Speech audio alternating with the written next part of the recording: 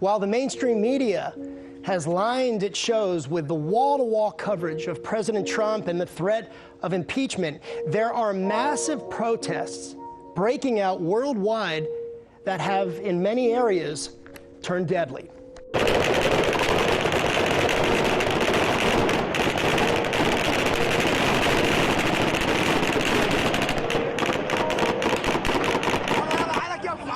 That's Iraq, where at least 5 people have been killed in what protests that started in Baghdad and at this point have now spread throughout the entire country, with people at this point angry about unemployment and corruption and the abysmal public services being offered by the government.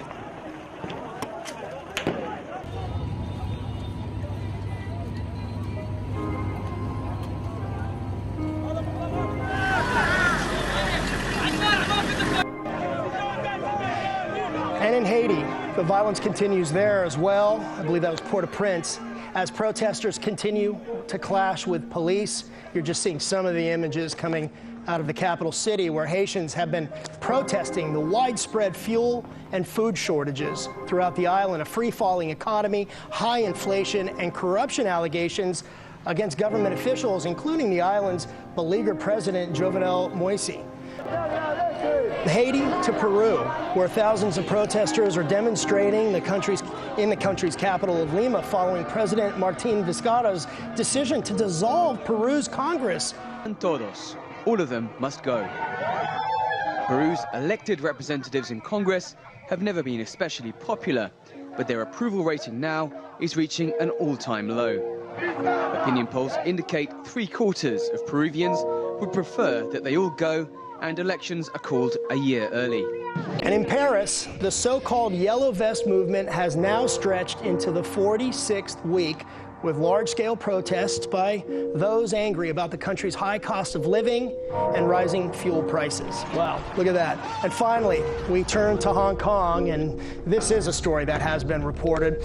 And of course, the battle between protesters and police there, that also continues now into the 6th month. That's right, 6 months of this violence, a fight that has grown increasingly violent.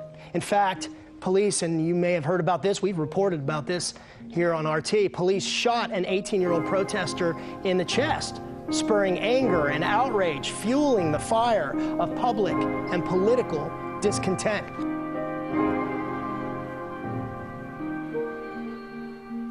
Well, it may not seem as it is, but around the planet, different countries, citizens of those countries are protesting. They're tired, they're sick, and fed up on people who are put in power not doing anything. No more selling for corruption. No more selling for filibusters. Hell, there ain't no more settling down. We have protests, not only what you have just seen around the world with Peru, Baghdad, Hong Kong especially. We also have climate protests walking around the world, and our climate is a big issue. I don't believe that the warming of the planet can be stopped. It's already set in motion, and it was already set to happen, predestined. Meanwhile, mainstream media is only focusing on Boris, Bojo, Trump, and impeachment. It has overshadowed the news so much as you rarely see any campaigning news other than Bernie Sanders having his heart surgery. You have other channels reporting on events going around the world, but there are many and few, and definitely are not in the forefront or being pushed by the new algorithm of YouTube. So how can one get their news, get their information, get their awareness if the powers that be intend to keep such information from out of the streamlight? We are definitely on a pivot point, and we have already passed the point of no return. This next presidential 4-year term will mark the beginning of change in a way that we may not want. It's here, it's happening right now.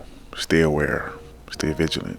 The investigation continues with StrangerTruths Productions. Until next time, stay safe.